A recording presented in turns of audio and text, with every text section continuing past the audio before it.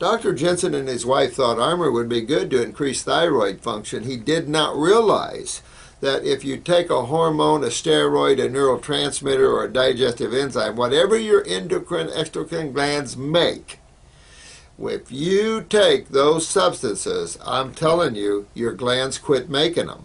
We know that in every health modality there is, from veterinarians to medical doctors, but we still use it in those fields because they don't understand the anti-inflammatory properties of fruits, berries, and melons, and greens. So, and the need to detoxify a system that's causing all the inflammatory responses. So you would want to get a glandular, and I can't tell you which is better over another. We have 3 or 4 companies we use because there are different levels, and I don't want to slander them, but there's different levels, different power with them. Standard Process has been your most commonly used one. I find it a middle grade glandular. Enzyme Process is a lot hotter when you're using those with people. But there's several out there on the market. You can muscle test yourself with those. Maybe I'll do a video on muscle testing and show you how to muscle test all these things on yourself to make sure your body wants them. A little bit of physics here. But I would use a glandular if it was me, because a glandular is the whole tissue, and it'll excite the whole tissue, like I was talking about earlier, stem cell type of stuff. It'll excite that whole tissue, therefore your tissue will produce not only T4, but it'll also produce calcitonin, which is the other thing your thyroid produces. Calcitonin and parathormone are the 2 hormones that deal with calcium pulling and putting back. Real important.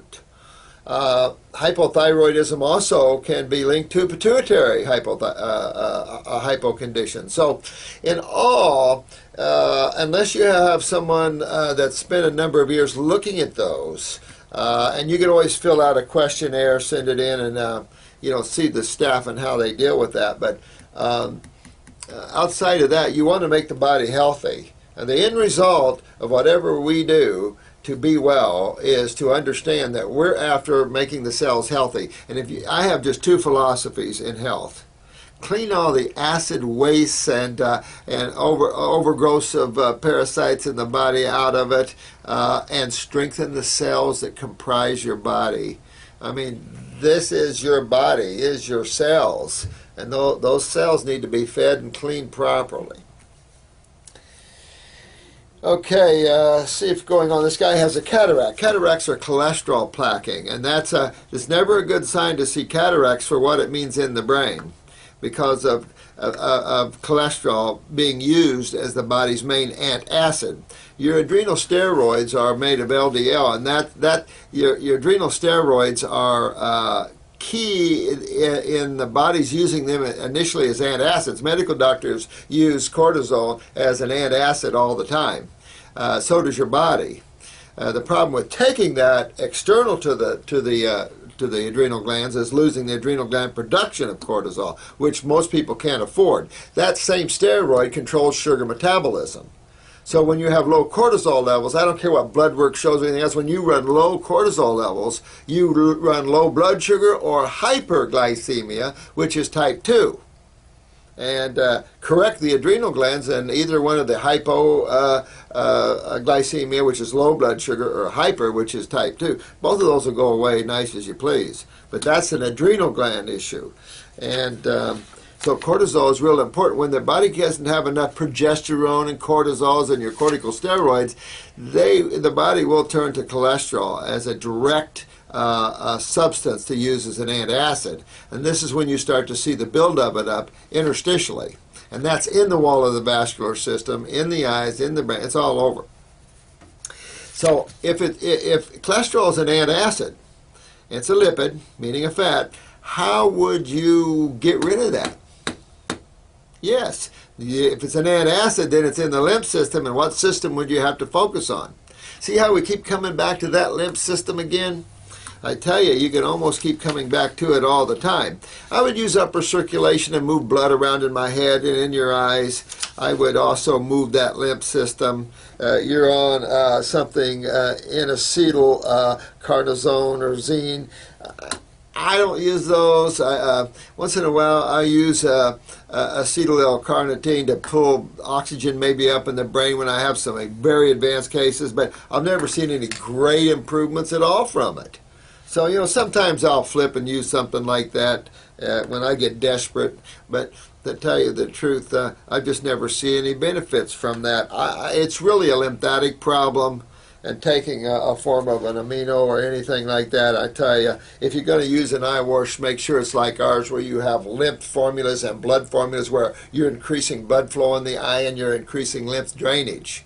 A good eye wash will give you a lot of mucus in the eyes. It'll start cleaning that eye. And internally, you've got to drain your lymph system down through here, down through the axillary lymphs, and then right out those kidneys. So again, you're going back to a kidney and adrenal gland problem. You're going back to a lymph stagnation problem. You particularly see this and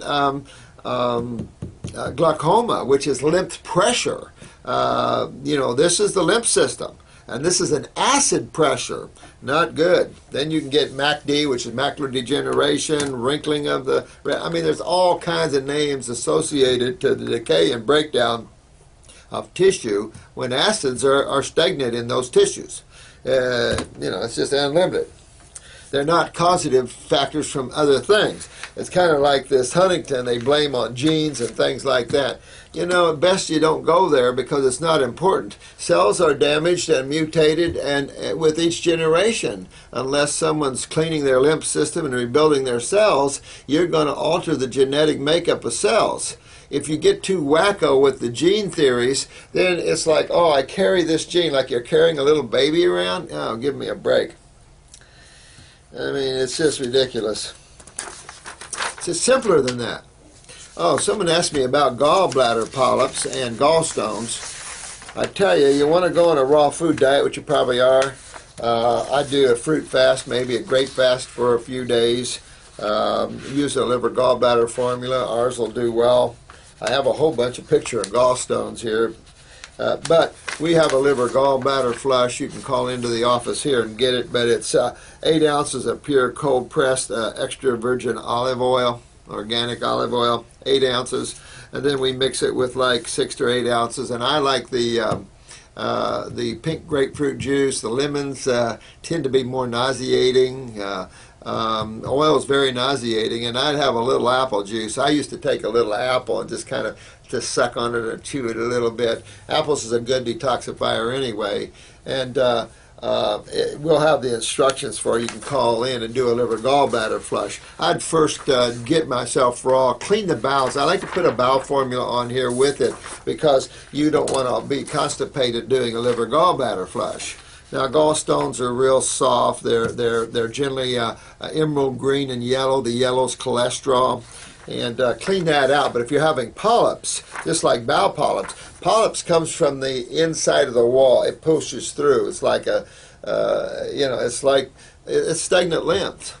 And so it's your lymph system again. And of course, when fluids are acidic, it creates an anionic environment, which is an environment of coagulation and dehydration, creating a drying up or a